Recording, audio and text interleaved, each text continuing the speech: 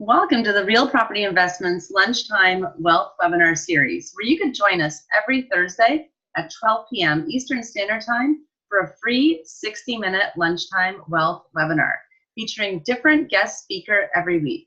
My name is Monica Jazik. I'm a real estate investment specialist and wealth builder and owner of Real Property Investments, where we've helped real people build real wealth through real estate and alternative investments. We've helped over 800 people achieve freedom in their lives by building wealth, and our goal is to empower as many people as possible to take action and start doing things differently in regards to your wealth building so you can live and be able to afford your absolute best life. Today we will be speaking with the chosen listing agent for all CMHC properties in Ontario, Blair Campbell. Blair will be discussing the realities of foreclosures, powers of sales, tax sales, and CMHC properties, outlining what they are, what they really mean, pros and cons, and how you can actually make money on these types of investments the real way. Welcome, Blair, and thank you so much for joining us today. Great, thank you. Now, we had the pleasure of you presenting at our event, which was absolutely phenomenal, and we had a wonderful slideshow. We don't do slideshows on these, but I am going to try to pull up a couple of slides. I know we're having some technical difficulties. Now, before we get into it, anyone who has any questions, you are able to write your questions in the Q&A box or even the chat box. And I will be checking for questions throughout this webinar. So, Blair, can you tell us a bit about your background and how did you become the chosen listing agent for CMHC properties, and what does that even really mean? Yeah, absolutely, I can tell you that. And really, for CMHC, it was answering a tender, which they pre-qualified people first of all. So they started with about 68 agents, I think, in the pre-qualification process, which they actually narrowed down to 3 before you submit the tender with pricing. And we're fortunate that we were the selected ones. So. As a brokerage. And I'm the broker of record and owner of Axel Realty. So we're actually handling things a little bit differently than most realtors for CMHC. Because first of all, we are listing them for the entire province, where the majority of realtors work in their own little area because they belong to one board, as where I belong to 8 and have access to information in 34 of the 38 boards in Ontario, so which is kind of a necessity in order to facilitate this way of doing the business. So that's how we got the business.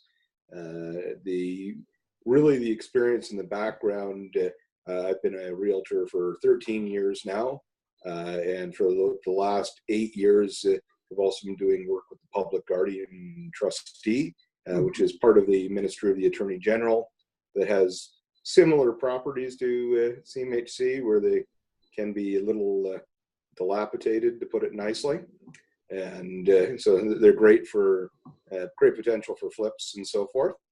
So that's it looks like we're going to have some slides. I don't know if that's on everyone's screen or just mine. Well, we have a nice background. Hopefully everyone we're sharing the screen. So we will go through a couple slides, not a slideshow, but it makes our faces smaller so people aren't stuck looking at 2 big heads talking the whole time too.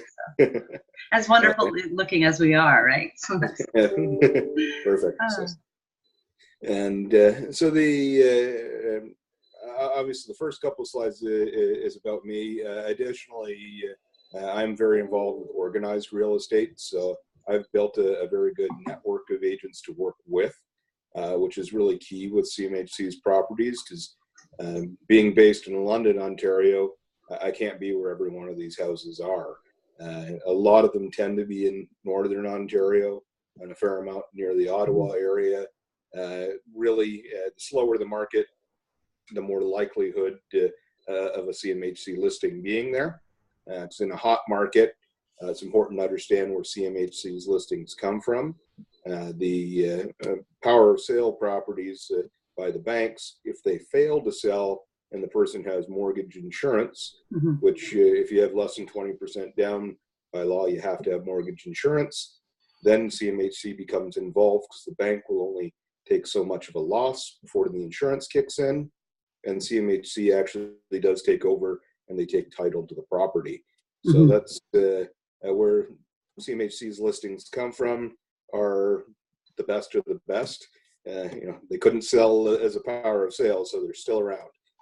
So there's like a lot of terminologies flying around here, and like as investors, it's very, very confusing. So, a lot of people, they're starting out investing in real estate. Everyone knows you really want to make that money when you buy. Well, at least I know that I always want to make money when I buy.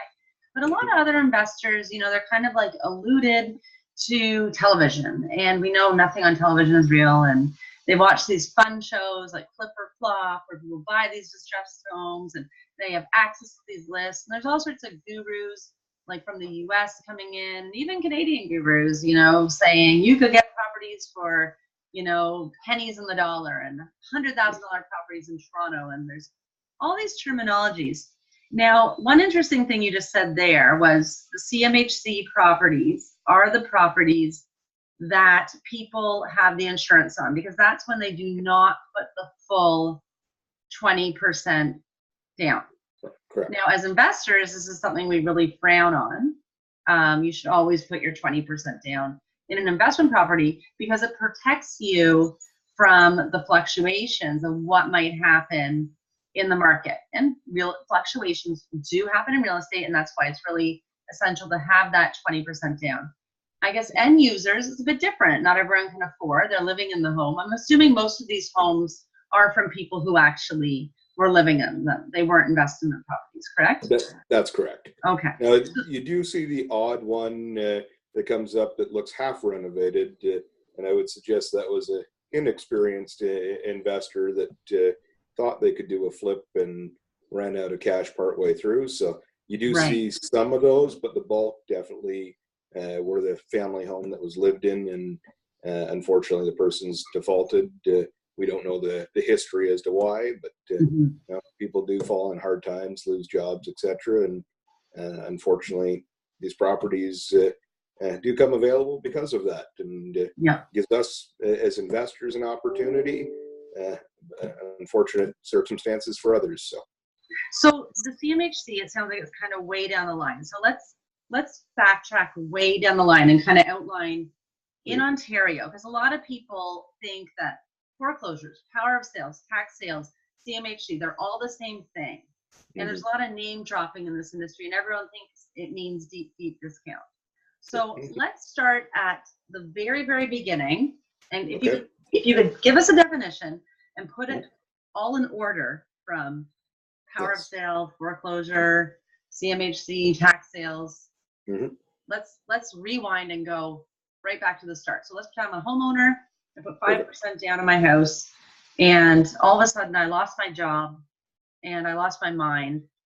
So I stopped paying anything. What tends to happen? How long can I get away with this for? Banks do not look to foreclose or start the power of sale process quickly. They understand that when they're going through that process, there are other costs involved, and no one knows the exact number, but I used to do a lot of power of sales for Toronto Dominion Bank, and one of the things I was told was the average legal cost was $36,000. Now they're going to have additional costs for property management, so their $36,000 isn't the end cost. It's going to be greater than that, their time, etc. So they don't want to have a power of sale if they don't have to. They will often look to negotiate with that person who's lost their job, install a different type of payment plan, and avoid the process if they can. Now, if they can't, then unfortunately it is going to go to the power of sale process. It's very, very rare to have one that's an actual foreclosure. Both of those processes, and that's what they are, they're a legal process that gives the bank authority to sell the property, particularly power of sales. Reason why the power of sale process is more prevalent is it costs less and it can happen faster. As where a foreclosure process takes longer, costs more money. The real difference on the positive side is a foreclosure, the bank now actually owns that home. It is their property to sell. it can't be complicated by the previous homeowner. As we're a power of sale, the previous homeowner, right up until the closing date, can come back in and pay off their mortgage, and they will keep the property. So as an investor, there is a very small chance that that'll happen. I've actually only ever seen it once where it got complicated, and it happened before the property was listed for sale. So it was about to be listed, and the process just got basically laywayed. So there was no investors would even know about it. So it's very rare that that'll ever happen. And I've never had one once there was an offer accepted that didn't actually complete. So very rare. And I wouldn't be overly concerned as an investor that, I put in my deposit. I'm expecting I've got contractors lined up, but this isn't going to actually happen. Very minute chance of that happening, but there is that chance. And that's really why would you say, like, a lot of people, because I get a lot of stuff in my inbox. There's a lot of real estate people saying, I just received a recent message saying, like, foreclosures are going to be on the increase because of, the rising mortgage interest rates. Do you think that is actually a error in terminology, and it's really power of sales that would be on the increase? Or absolutely, yes, that's definitely the case. It would be power of sales that are on the increase, and mortgage rates. Actually, the Bank of Canada didn't raise them. I think it was yesterday when they made that announcement they were going to hold steady, and also alluded to that further increases may be further out than previously forecasted. So so it's a forecast. It makes nice headlines. It does get people interested. So really, that's when you're reading that headline, is to get investors on a list for potential prospects. They're not really is going to have hundreds of deals out there for you. That's not the truth. It really isn't, is it? It is kind of like a lot of hoopla. It's a trigger because it's like, wow, foreclosures equal deals. Let me get you on this list, or let me sign up for this $5,000 course, or this $50,000 mentorship, and I'm going to learn how to have access to these properties, to these lists. But the thing is people really don't know what they mean. And it was actually literally 2 days ago or yesterday where I saw this. It was funny because after your presentation, I was so much more educated on, the terminologies and all these, and the foreclosures hardly exist. So the fact that someone even used the foreclose over the power of sales shows ignorance on the team leader or whatever you call them's part, or maybe it's more of because there's less hassle with foreclosure and power of sales. There's a chance that people kind of might swoop in and save the day. Yeah, and really foreclosures, that process is more common in the United States. So you got to remember, a lot of our media does come from the United States, and that may be why you have the creep of that language here, is where the power of sale is really what happens in Ontario. Different provinces handle this differently as well. So when I say power of sale, that's an Ontario process, and that's what's commonly used by the major lenders. So. Right. So if I was a person who all of a sudden, say, lost my job or whatever, and I wasn't able to, it goes by for quite a while before you're making your payments. I stopped making my payments. Wouldn't I just, if I'm in a high growth area and I can't afford my house anymore, just go to a real estate agent and have them list my house and sell it? Like in what circumstance wouldn't I do this? Yeah, no, that would be the logical thing to do. Obviously, the big thing is you have to have a place to live. You want to put a roof over your family's head, and so downsizing may be an option. We don't know. They only have 5% equity in that home. Market forces obviously have an impact. If it's in a hot market, should be fairly easy to sell. The downfall is now it's difficult to buy and stay in that same market. As a person who's just lost your job, you may be looking at, will I be in the same market, or do I have to relocate for work? So now the decision on how to buy, where to buy it becomes more complicated. Do you have family members that you can go and live in their basement for a while? Do you want to do that? do you want to play ignorant and avoid that scenario? So everyone's in a different personal situation, and unfortunately, we don't know their backstories at all. So there are complications to it, I guess, is the easy way to think of it. In a hot market, it should be easy to sell that house, and then obviously then they have some funds to move on to potentially buy the next property, or they become a renter. So in that case, great, then there is no power of sale process. However, in a more stagnant market or one that's actually in decline, they probably can't afford to take a loss on the house either. What if they are in a loss? What if they're actually in an underwater mortgage, meaning they only put 5% down, there's been a decline in the market went down 20, there's actually a negative number against their house. They're like, well, why would I pay anyways? Really, there's an opportunity still for them to have a discussion with their lender and see if they can try and resolve that before it becomes a power of sale. And different lenders are going to handle this differently. Like the major banks are going to be well versed in this, but if you go to a B lender, you're paying a higher interest rate, you're trying to renegotiate that or mitigate the loss. That's a greater loss for that lender. So it's a harder business decision for them. The B lender is more likely to say, no, we're going to initiate the power of sale process, as where a chartered bank is more likely to try and work with that. And now they even offer things like insurance on your mortgage for job loss.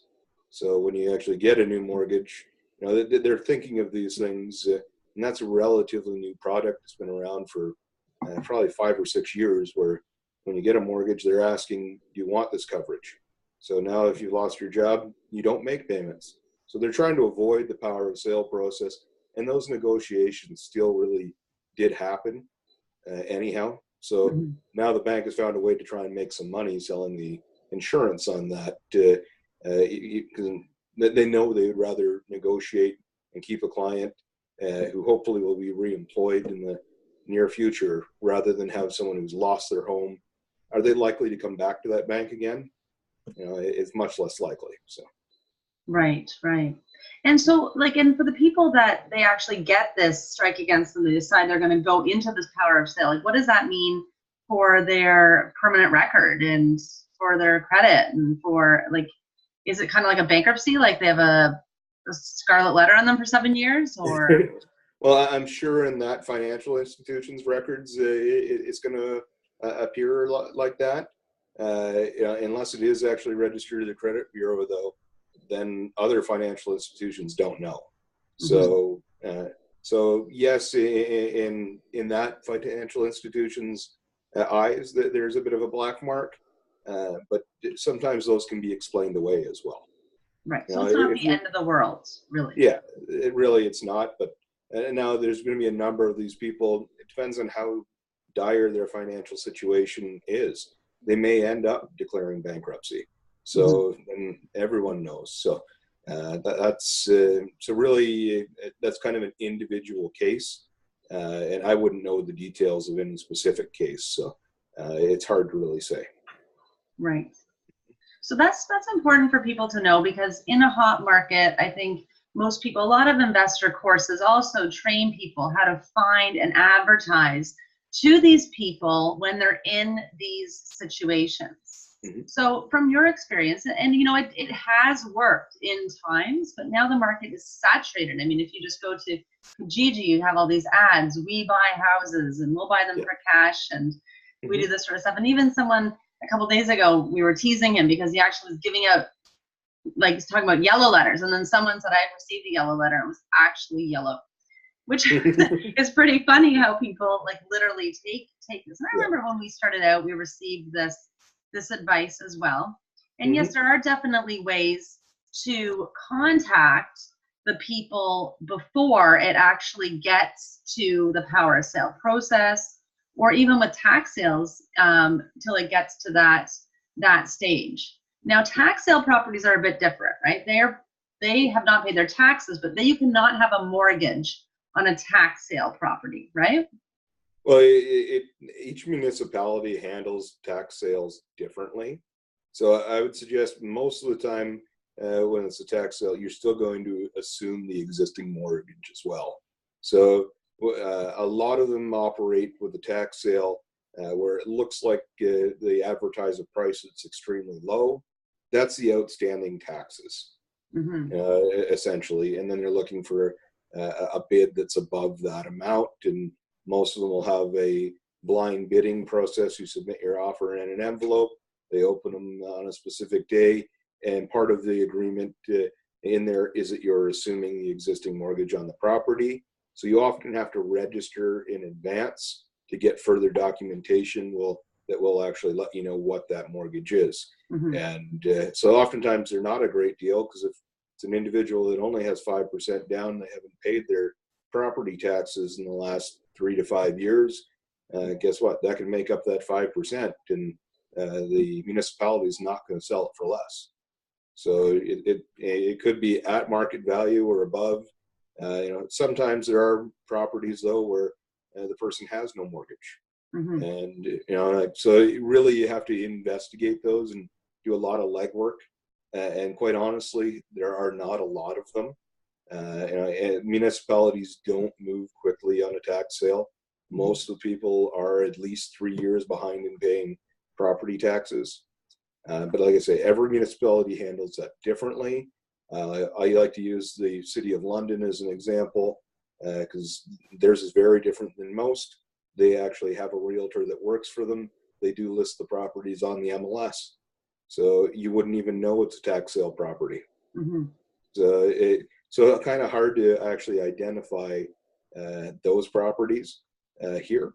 Unless you get the notice in the paper, or you can contact the municipality or go to the city's planning site. And I think they usually have one a year. Markham just had one, which was kind of funny. Okay. But from my history of tax sales and researching tax sales and stuff, you can be very successful in getting the properties. But we always recommend, you have to do your homework before. Yes. So you have to have your lawyer available. If you don't have the, title, a lawyer can actually almost pull title and check about the liens. So it's kind of some cost up front, but also research in regards to contacting that municipality and asking for the records of the last tax sale. Yes. Now, from my research, what I figured out was, it's really funny actually, because I got the last few years and I've done this quite a bit. I've done this for a long time. I noticed the same people going to all the tax sales with the exact same algorithms, really. So you always have your ones that are going in for tender. Say $2,000, something stupid like that. They're like $2,000. And then you have all the big corps, and you can notice the big players, and they're all going neck and neck. And 90% of the time, those properties are being bought about maybe 10% below fair market value. Okay. So once again, it doesn't really seem to be, even though it's gotten to that point, any great deal. That's right. So I guess by the time it gets to you, if it's a property, let's pretend you're in a hot area, chances are you're probably going to sell kind of quickly. You can do it on your own. Or it's going to sit with, or it will sell on the MLS as a power of sale relatively fast. But it doesn't. Let's pretend we're in a different area. Like I was just advertising one of your awesome listings I got yesterday in Iroquois Falls, $12,000. I mean, a lot of beginner investors would say, wow, I'll take a house for $12,000, but they don't know where Iroquois Falls is. That's right. I do. I think it's buried right now, but yeah, buried in snow is definitely right, because that is fairly far north, and it's right on the Quebec-Ontario border. Very small town. I haven't actually looked up the average days on market there yet, but I wouldn't be surprised if it was in excess of 6 months. So it's not a quick and easy flip by any means. And the average property value there, there was only 7 properties on market when I was listing that, and they range from $35,000 to I think $299,000. So and $35,000 was actually a very livable condition home. As where this one at $12,000 definitely needs work. Yeah. So and you have to really compare market to market. Is 12,000 a deal? Do I expect that one will sell fairly quickly? I can tell you I've already got an offer on it. It was listed yesterday, so I do expect it'll sell quickly. Hmm. However, and is there a deal? Yes. Is it you're making hundreds of thousands of dollars on this place? Absolutely not. It's is this person saving 4, maybe even as high as 10% on this deal? Yes, but 10% is $1,200. It's not a huge amount to get excited over. Right. That's And at the end of the day, you're still in Iroquois Falls. that's right. So, I mean, if you really, and it's great. I mean, you could get a real property in Iroquois Falls already done for $30,000. If you rent that out, you know, Yeah. for, $700 or $800 a month, which it will probably in Iroquois Falls, you are having a cash flow positive property. That's phenomenal. But Yes. Iroquois Falls is worse than Timmins. It's smaller than Timmins, Yes. and it is not that many people, and most people can actually afford to be homeowners, and the people that are renting are really kind of transient and coming and going, and it's so far away. It's just so hard to manage. I thought the management in Timmins was limited. Well, Iroquois Falls is like, even it makes Timmins look like a thriving metropolis, Yeah. really. Yes, I agree So with that completely.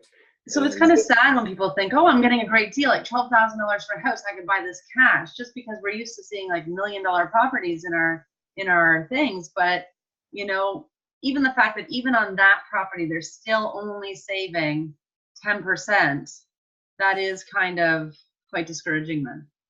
yeah, absolutely. And the other thing, Iroquois Falls has a declining population. Has for a number of years. Their main source of employment there was a mill that closed. So there's not a lot of reason for someone to live in Iroquois Falls. So finding tenants may be more of a challenge than people expect. Hmm. However, is there a possibility? Yes. But is there risk? Absolutely as well. Well, let's go through this house here, like some examples here, the Ridgeway in London. Like, can you kind of walk us through? Because this is more of a Yeah. mainstream property. I know London is such a hot market now.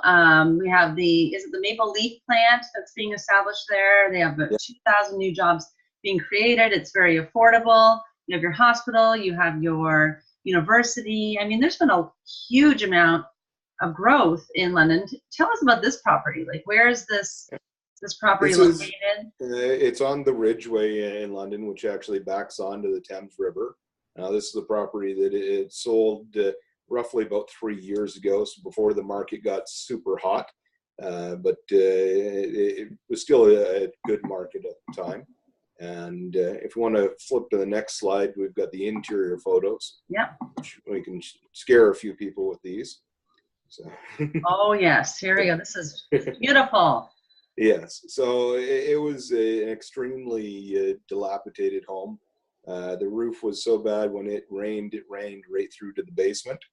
When the first time I was there was 6 inches of water in the basement. One of the things that it actually has my favorite showing feedback of all time from an agent was that feedback was it smelled like Satan went there to die. So yeah, it was one you never forget anyhow. And the one photo you can see with the ceiling, there's actually moss growing on that ceiling. Mold was terrible in this home, so it needed a lot of work. Really, the value was based on the lot. Mm-hmm. However, a person did buy this home and rehabilitated it. Actually, it's a phenomenal property. He then sold it afterwards privately and did make a substantial sum on it. So there was definitely great opportunity. Mm-hmm. In the next couple of slides, it actually does have what the list price was and the sale price as well. So this property was going for $80,000. Yes. And then what did it sell for? So it sold for $120. Yes. Not even double. 18 offers. Mm-hmm. Wow. And then he resold it about a year and a half later. So the market did also pick up here as well. I think that year we had about a 12% increase in average value to the home, but I'm going to suggest you probably had $100,000, $120,000 renovation cost. He did a beautiful job with the home, and he was actually going to list it for sale, and a neighbor wanted to buy it, so he sold it privately beforehand. So for $389,000. Mm-hmm. So he did make some money. He did make quite a bit of money. Absolutely, he did. Now that the owner of the home did a lot of the work himself as well. So that's one of the pitfalls with doing your own renovations is you have to account for the value of your own time. Mm-hmm. So when I say 100 to 120,000, was that accounting for his time? Unfortunately, I don't know exactly what he spent. It's kind of anecdotal and mm-hmm. a lot. What would you guess? Like probably around $100,000 must put into it. Yeah, that's what I'm saying. 100 to 120, mm-hmm. And he really improved the home. All the finishes in it are quite nice. It's a great location, backing onto the rivers. So, in its current condition, a very saleable home. Mm-hmm. If listed, I would expect a bidding war on it. But right now in London, anything under 500,000 seems to have a bidding war. So mm-hmm. It's good and bad. Unfortunately, it's a lot of work for realtors. People don't take that into consideration. Yeah. Because I had one last week where my buyer clients were making an offer that had 72 offers on it. 72 offers. Yeah, 72. So how did it pan out? Did the winning buyer win, or did they just end up paying fair market value? I would say they actually paid over market value. So these can go actually over market. Yes, absolutely they can. Wow. So let's look at this example here, because I love this. So we had our Iroquois Falls thing. People might be like, wow, 12,000. I want it just because it's not a good deal. So when you're looking at this was actually done right. And I know they have to do their own work, but a lot of the people watching this might be flippers, or they might even be wholesalers that are going to sell to a flipper too, yeah. which is always good. I think the flipper aspect is a little better for this, because often you can't find that real value. But it sounds to me like what this guy did right was he bid on a home in a area with high growth economic fundamentals, right? That's so right. It wasn't Iroquois Falls. This is London. It's waterfront. It had all those good features. So, at the end of the day, you're going to be having a property basically at least in a good location, a good area with jobs. You're actually going to have buyers. They're not going to be like snowshoeing their way to your property or digging their way to see your house like they would in Iroquois Falls. So but he still had to go through 18 multiple offers.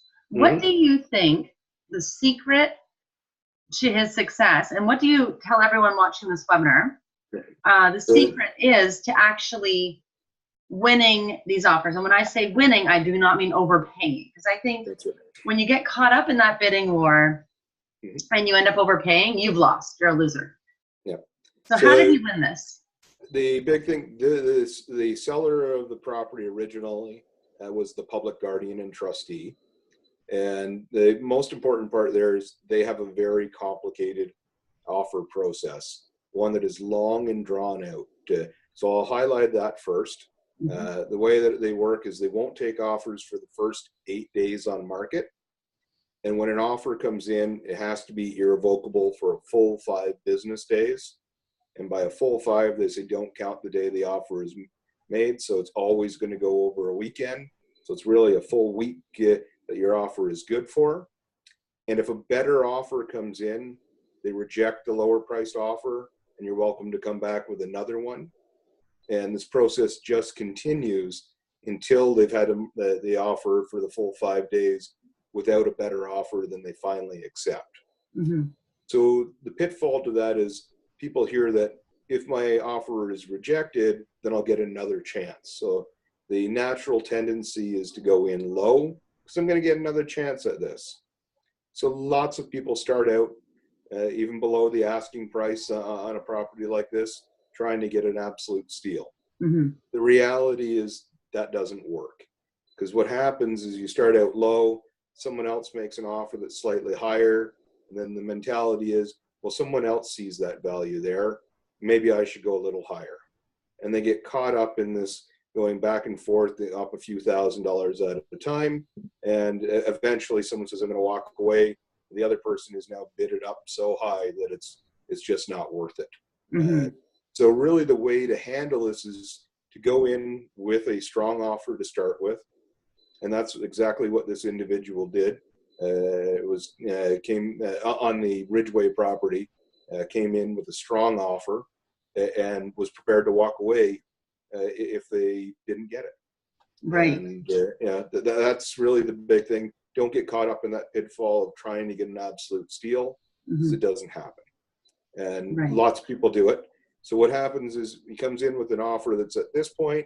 Other people come in looking for a steal down here, and they get a second opportunity to bid again. They come up to here. Maybe they get one more. They come up to here, but they never reach that top price. He's successful in getting the home.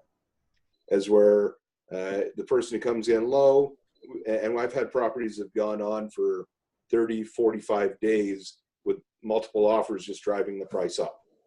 And you have to remember the seller is the public guardian and trustee, part of the Ontario government. So when an offer comes in, they say they're going to reject it. The agent can't offer a rejection. We have to wait for the client. The government doesn't move too quickly. So it generally takes them a day or 2 days. So you're going to get a second opportunity to bid again, but you might get one or two. It's not like you submit an offer and 10 minutes later, it's rejected and I can go up and play this game forever.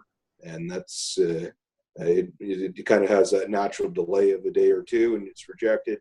You got to decide, do I want to keep playing the game or do I move on? And I say, go in with a good price, one that you can make money at. Maybe you're not making a fortune, but you have to have a business strategy. Yeah. And, part of a business should have a profit margin in it. And if you can have that margin met, great, there's what your number should be.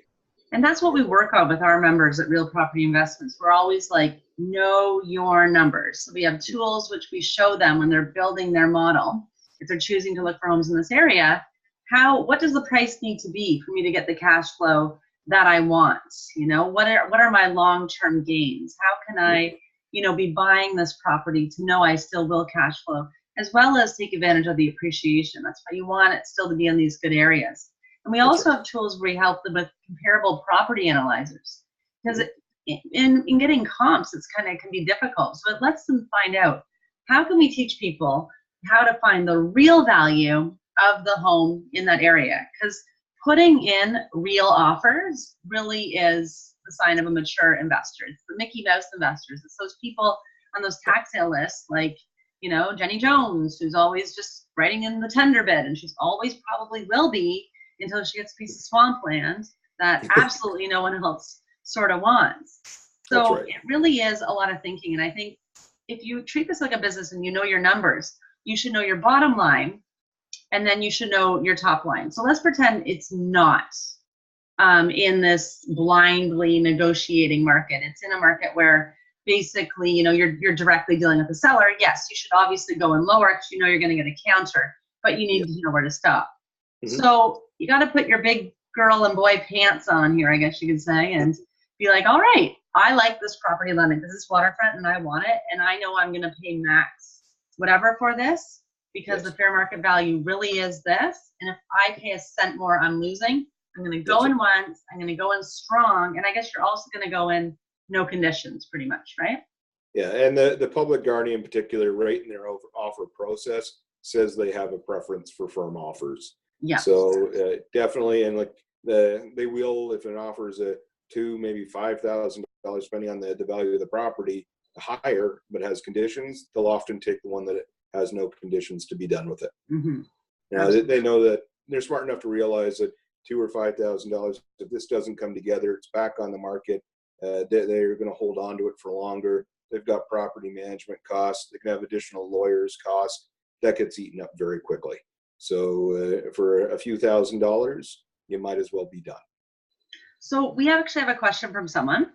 Good. And what they're asking is, when you say better offer, are conditions a factor in these situations? I guess we have pretty much answered this, i.e. cash versus financing, etc.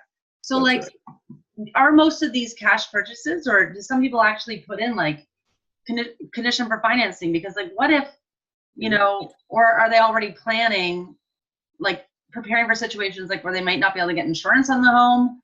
Yes. They have, okay.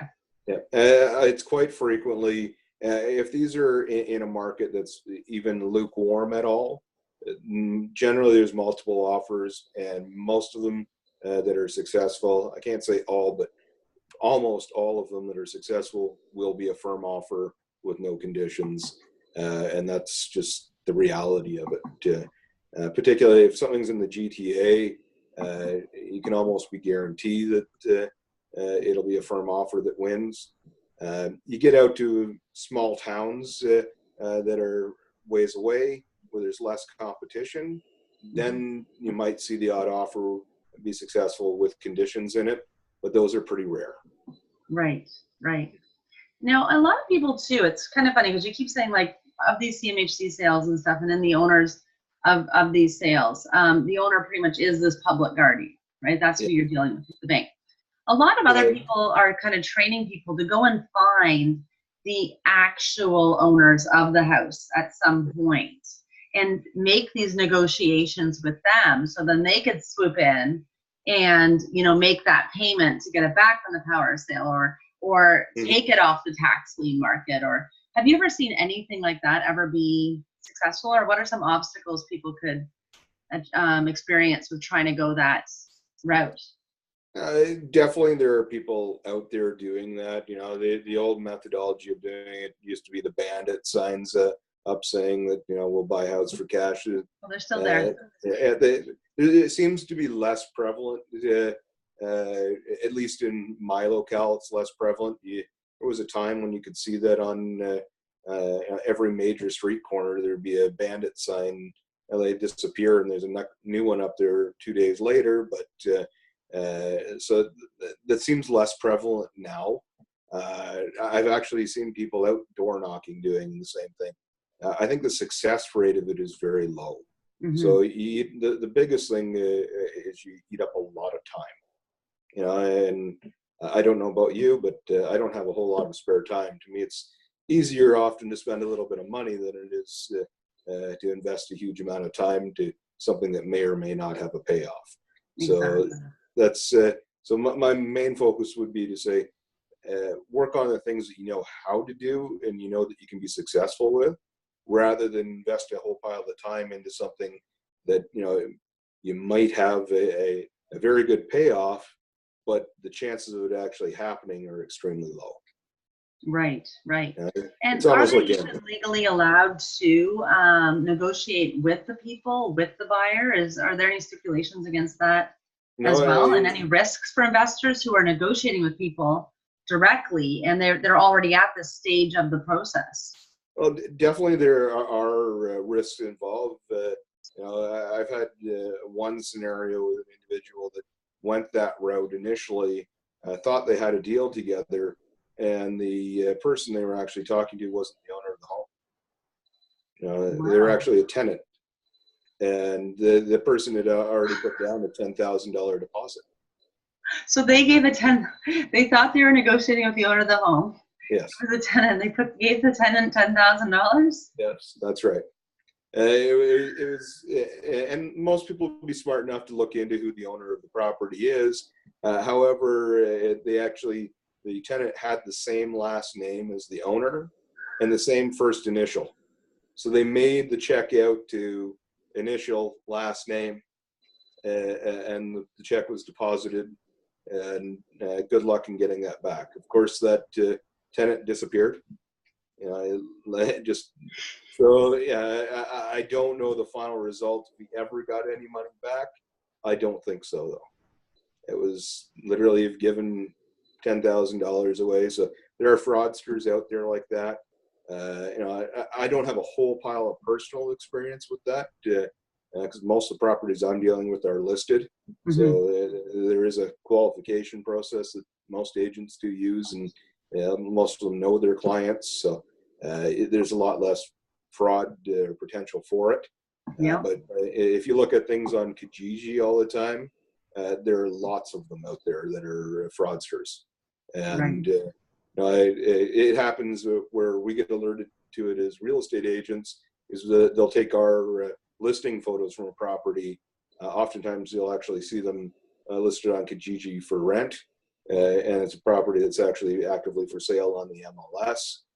We do alert to the authorities to that, but they're a fraudster that's looking to take you to the property and get you to give them a deposit and disappear with it.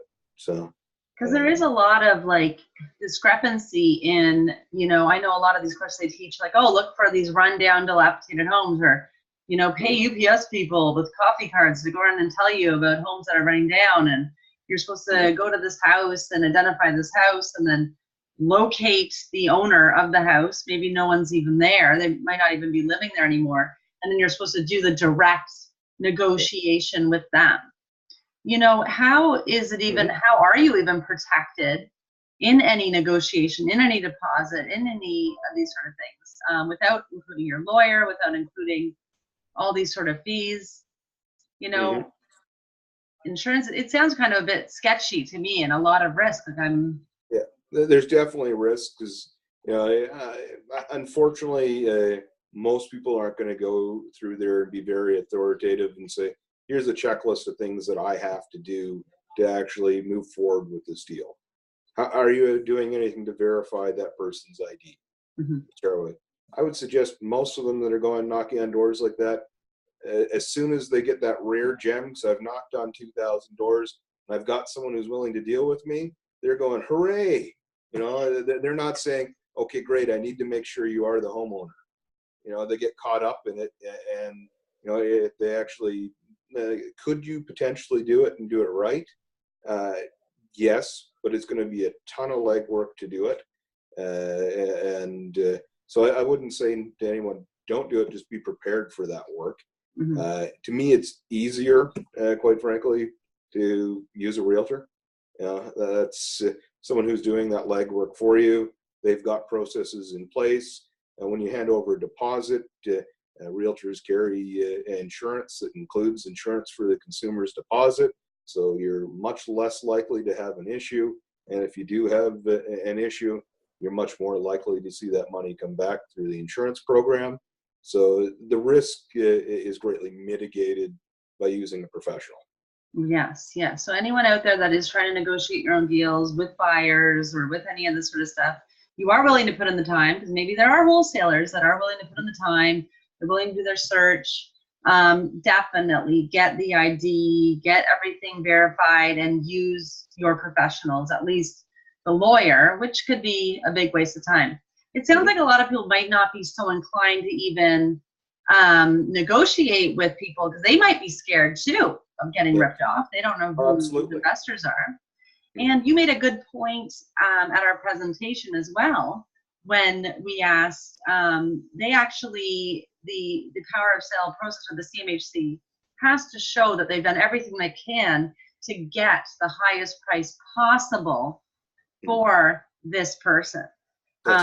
So I guess let's pretend I'm a person who hasn't paid anything for so long that it's got on power sale and never sold. Now it's on CMHC, and I have someone listing it for me, selling it for me. They have to sell it at, a competitive price. They're legally obligated, and I'm not even going to really be that penalized for it. So I guess you're at the stage with the people that says, maybe say, who cares? I'm just kind of starting over or starting over. So they might not even be so inclined to deal with investors, because they're not really that desperate, because the repercussions really aren't even that bad for the people on the other end. Yes. So really, it's the power of sale process that is a legal proceeding where they're getting the authority to sell the home for sale. So if it's sold under power of sale, what the lender is doing is going to the court, making the application, and what they're going to do is define their process that they're using to ensure they're getting fair market value, or as close to it as possible. And that's why the court is going to give them the order that they can go ahead with proceeding sale. And most of the times in that order, I was going to say, if there is any excess funds, so beyond the mortgage amount, the lender's cost, that actually will go back to the previous homeowner. My experience is there's not likely a chance that there's going to be much excess funds because the costs are so high for the bank to actually go through with the process. And generally the person's far enough back in arrears before they even initiate the process that the chance that there's excess money is very limited. But if there is, that order is more than likely to say that money actually belongs to the previous homeowner. It was their home that's actually being sold. So it does kind of make sense when you look at it that way. With CMHC, it is a little bit different. CMHC actually pays out the lender and takes title to the property. So it is their property to sell. Mm-hmm. So there's no negotiating with any owners on the CMHC list. That's right. CMHC is the owner at that point. That's correct. So CMHC is the owner, so they are a little more open to negotiation. And it's important to consider with CMHC who they are. They're an insurance company. Mm-hmm. Every one of these properties that they're listing, they're taking a loss on. You know, where they make their money is all the people who didn't default on their mortgage. You know, that are paying that insurance premium on their mortgage. So mm-hmm. That's this is just the headache part of the business that they have to deal with. They want to go back, move on, and get on to making money on the other deals. So there may be a little bit of a better opportunity financially on CMHC's deals. They do know what the home was last listed for under the power of sale. They mm-hmm. typically are listed for less, not a great deal less, and then they're open to some negotiation as well. So definitely that's going to be a loss for sure for them, but they want them gone. And right. The big thing that they want to do is mitigate any risk. That's the insurance mindset. So the home is for sale strictly as is. It's an as is, where is basis. And they do modify a lot of the terms in the contract. And if there's anybody that wants copies of that contract, I'm glad to email them to them. So yeah, definitely. So if you want to provide that in the follow-up, everyone will get a replay of the webinar, and we'll make sure that they have your contact information to get that information. Now, I think you provided an example of that on your slideshow. Maybe I can just quickly, do we have that? I'm going to pull it up really quickly before we log off. Or was that on a different screen? Oh no, here it is. Here's some of the stuff you were talking about that they kind of yeah, this is the public guardians one, but where there's specific as is clause. CMHC's was actually further up in the presentation, so previous slides. I think I found it here. This one right here with all this crossing out stuff. What does that mean?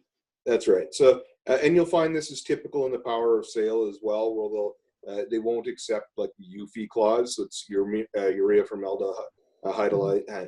formaldehyde insulation, because quite frankly, they don't know if it exists there or not. That type of insulation actually has asbestos in it. So part of your standard contract through the Ontario Real Estate Association has the seller warranting that isn't there in the home. So they're not going to take any risk at all. They're going to take all of these things out. The one thing that CMHC takes out that I've never seen a lender take out is the title search. Is that here? No, we should be maybe one slide prior to that, I think. It could be 2 slides prior. No, one more. There we go. Title search. Yeah. So this, you were saying, totally freaks people out. Yes, this does freak people out a little bit. But I've sold roughly 60 properties for them in the last 6 months or so. So really, deals do come together even with this clause crossed out. I've never actually seen it complicate any of those sales. A lot of people want to run it by their lawyer first, and absolutely you're right to do so with that. So that's where investors, such as the people on this webinar, are getting ahead of the game, because they're starting to understand the process and what concerns there might be. As we're Joe walking in off the street, this is the first time he's seeing this. and he's a little bit panicked. But what the title search is what your lawyer is doing to see if there's any charges registered on title. So it's very important that you still probably want to do that. However, it's not going to be part of the contract. No. And it's not an out of this agreement, as where standardly it would be. So you want to definitely make sure your ducks are in a row. Still have your lawyer do that. You can include conditions in the offer. One that we do occasionally see is a lawyer's review clause because people are concerned about this. But so you could even have your lawyer pull the title before your offer's really even in. So absolutely, you can. Yeah. Now, but you have to have your team in place for sure. You have your real estate agent, or you have your lawyer at least if you're on this on your own. So you have to have the team in place, your ducks in a row. But I like how you said that a lot of people, novice investors, they might think, oh, I'm going to find a great deal on this. Oh, well, I'm not, it might have, asbestos things in here. I don't have any protection from that. It's the title search. I'm not allowed to put conditions. Forget it. I'm out. Whereas in reality, there really are a lot of ways for protecting yourself. What about outstanding liens against the property? Yeah, and that if the lien is registered on title, that's going to give them any authority. That would be found in the title search. So right. Okay. It's an unregistered lien. Well, that's really the previous owner's responsibility. It has nothing to do with when you bought the property. And this one here, what is this planning act here talking about? Okay. So it's hard to actually see the actual writing on there. So the Planning Act, I'd actually have to read through and see the actual writing, and it's way too small on the screen. So I apologize for that. It doesn't look like too much, but it looks like something that might just freak someone out, because I put in a lot of offers, obviously, back in the day when I was actively buying for these bank properties. I remember any conditions would come up with a big black marker. And if anyone has any questions before we do log off, make sure you write it in the question and answer. This webinar, we are answering questions live. One last question too here is, when it goes to the CMHC, because I've seen properties, for sale, and what if they come with different fixtures in the property, such as furniture, such as a car, such as a ski-doo or fun toys? Like, does the buyer get those too, or does CMHC kind of take those away and sell them off? Most of the time, they'll have removed all of those things prior to listing the property. So that is pretty rare. And generally, if there is anything left behind, it's of no value. So if there's some value to it, then they're generally going to look to sell it off in advance. And the same applies with the public guardian. Most of the time, they actually do a clean out of the house. However, there have been some times where the value of the home and the mortgage on the home are so close when it comes to listing it, there isn't any money in there, because the public guardian is in charge of actually the financial affairs of an individual. They could still be alive where they're mentally incapacitated, so they can't make decisions for themselves. This is the government acting in that person's best interest. So if they don't have any money to actually clear the place out, they will sell them as is, where is, and the stuff that's in there stays with the home, and it's the new owner's responsibility to deal with it. But the value of anything that's ever been left behind, in my opinion, it's the work of actually disposing of it.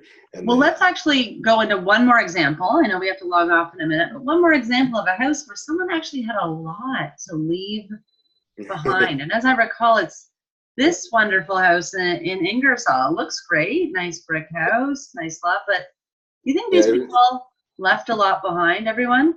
Yeah. Yes, this was a lot of stuff. This was definitely a hoarder home, and this house had a ton of issues with it. The staircase to the basement had actually fallen in, so it had structural issues as well.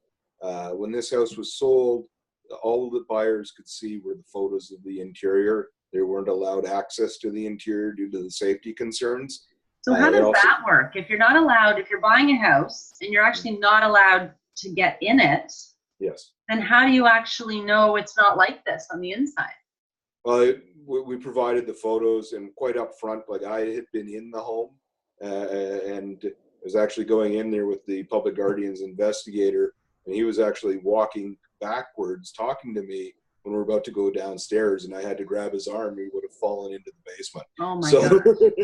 so But it was. one quick question though. You went in there, you took pictures, and you disclosed this. Do you have to do that? Is it your legal right that you have to show everyone what the inside of the house is like? Or are you legally allowed, as a real estate agent, legally allowed to write where is as is? The law on this is it's a bit of a gray area, quite honestly. The problem is most of these things, if they go to court, never actually go all the way through trial. So there isn't a lot of precedent that's set. So when you put it as where it is as is, and if you read through the clause that the public guardian requires to be in all the offers, that covers that scenario. But it's more of an ethical question. Should you be disclosing this? In my mind, absolutely. And is there a potential legal argument that if the seller failed to disclose this information, they could up in court? You could.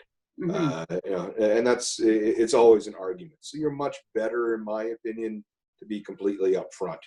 If you've given them as much detail as you possibly can, safety is the concern. So that's why we're not allowing anyone into the home. Then, and really the value of this property had structural issues is the land value, less the cost to demolish and dispose of the building and all of the wonderful contents. Because like you said, a lot of these properties, they haven't had hydro, some of them for years. They're just not livable. So for people who are out there, when they're bidding on these properties and putting in their offer, should they be doing their comparable analysis basically to land value? It depends on the condition of the home. So some of them, absolutely. Actually, both of these examples that we've used, that's what I've looked at with the list price, is land value. This one here was absolutely insane what happened with this. So it was listed, I think, at $68,000 and sold for $130,000. And really, that all had to do with the pitfalls of the process, with people going in low and bidding each other up. In particular, this property, when it sold, had two different builders making offers on it. Both of the builders knew each other, did not like each other, and didn't want the other guy to get it. And that's who really drove the price up to selling for nearly double the value of the property. This house is actually still sitting there, nothing done with it. And I have no idea how the builder could make any money on it. It is not an ideal location. It's across the street from an industrial area. It's a tiny lot. It's somewhere 30, between 30 and 40 feet wide by 80 feet deep. So it's not like you're going to convert it to industrial space. There's no better use than a home. And you've got lots of issues to deal with. So at the end of the day, are they going to make any money on it? I don't think so. Person just got the satisfaction that the other guy didn't get it. And I'm wondering if the other guy just drove them up just for fun, and then it's kind of like storage wars, they drive them up and bid on these faulty lockers just to get them way up, and they waste all their money, and then they can't get the next deal, really. So there may be some of that, but to me, it's not smart business.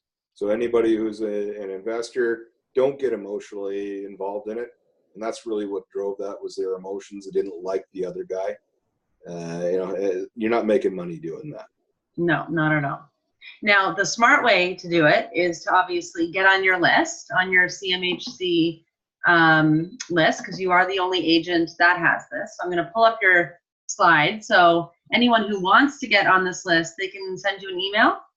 Yes, here? I can. Okay, perfect. And then they'll add you on the list. And everyone, I hope you all, really do sign up for this list, because it's really interesting to, see the properties available, because I'm on the list. And I'm not even acquiring, I just do it for knowledge sake. but I like to look. I like to see the price drops. I like to see the areas. And when they do come in these London areas, it's really funny because you see them once and then they're gone. Whereas the Timmins properties and that Iroquois Falls properties, or these cottage properties we were talking about before, they tend to come over and over and over again. And even those are only dropping a couple $1,000s every 30 days. And they'll sit there and drop and drop and drop, but they're not that great to begin with. So I think the key lessons that we learned today, are A, know your numbers, B, location, location, location, C, get on Blair's list. And once you're on the list, you should only be paying attention to properties that are in an area with strong economic fundamentals, that have a good lot size, a good location, and you need the tools to go in there and know your numbers. You need to be able to do your comparables to other properties, and you might be the lucky winner. It is possible to secure these properties.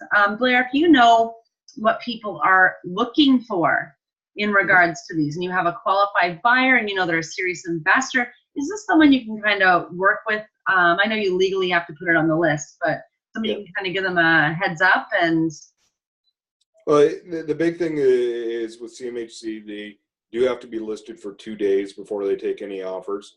So they definitely have to, and obviously you get that information right away when you're on my list. As soon as it's going on the MLS, realtor.ca can actually take up to 24 hours to populate. So you're getting it a day ahead of time. That's good. That's a lot. And you could guide people too and help them with the comparables and help them with sort of their offer prices as well. Absolutely. Excellent. All right. So guys, we don't have any questions here. We are going to log off, but thank you, Blair, so much for your time. It's always a pleasure spending time with you and learning more about real estate and foreclosures, power of sales, CMHC. Thank you for, sweeping out all those myths and misconceptions. And we might actually have one question in the chat that just came up. Simon says, thank you. You're welcome, Simon. Thank all of you guys. We had a whole bunch of people logging on, and everyone will get the replay, and they do have your emails. So maybe sometimes people get shy and they might have extra questions. I mean, email myself or email Blair. I would highly recommend getting on the list. And don't forget, join us next Thursday at 12 p.m. for our Lunchtime Wealth webinar. Thanks, everyone.